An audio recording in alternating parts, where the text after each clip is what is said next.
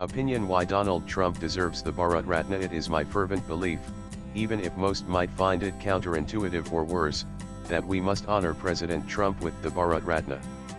This would be for his stellar service to the future of India and the strongest impetus he has given towards making her a great nation. For those who think I am being facetious or cynical, I assure you that I am not at all.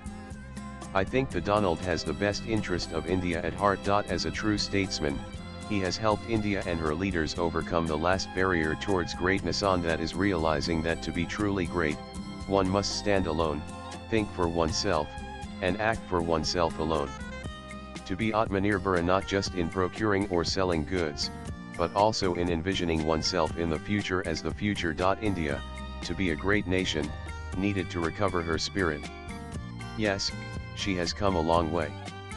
But the illusion of trying to work with others, to make friends and believe in them, was still hanging over her as a colonial hangover. Donald Trump, like a great spiritual guru, has rid her of this maya of trying to bring others along.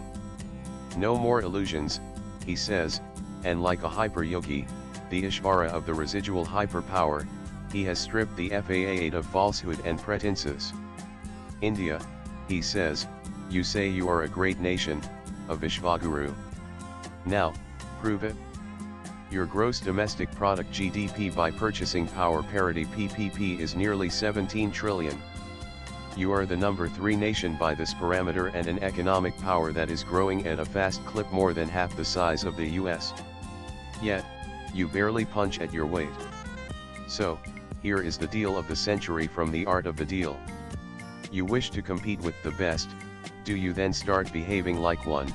Is your spine going to be made of Dabur toothpaste or made up of the titanium that your greats, Shivaji or Rana Pratap, had? Are you going to have the tests of tungsten and ovaries of steel manufactured in your factories, that is, and not dumped from the nation? In short, are you going to be a wimp, or are you going to be innovative, strong, diligent, fearless, full of self-honor, and atmasamana? This is the question of the age, thrown at the most opportune time to the nation, stirring it into the power of sattva and rajas after centuries of tamas, the dark inertia that was the cause of its fall. We must thank him profusely.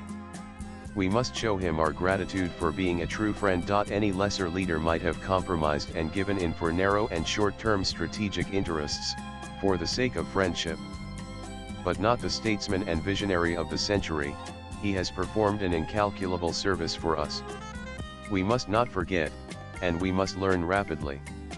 And steel ourselves and see even larger and higher possibilities for ourselves. To become the nation of Sri Aurobindo, whose birthday falls on August 15, by the way. To become the civilization state that gazes at the stars again and sees itself as the maker of the world and its future, to be the true child of Swami Vivekananda and Sri Ramakrishna, we need to spine up. It does not matter that there may be an immediate loss of 0.5% to the GDP.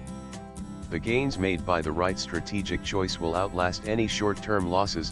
India needs to go on a mission mode.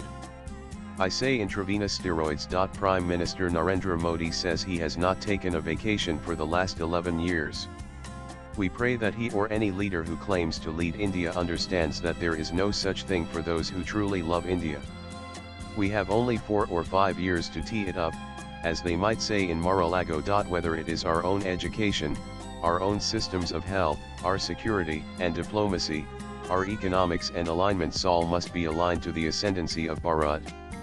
And that has to happen now. For a few years I had doubted whether India could truly regain her status as the nation of light, which is what the word Bharat means, by the way. Now, even that doubt has been dispelled by the Zen master. We must thank him and honor him for the kick in the pants, for the final push that makes us fall over the cliff when we have only 2 choices: either fall into the deadly ravines as a rock, resigned to our fate, or spread our wings and fly. You know what I will be rooting for. And I have only one person to thank for it, one who has moved from mega to mega, without perhaps even realizing it himself. That is why I nominate President Trump for the Bharat Ratna.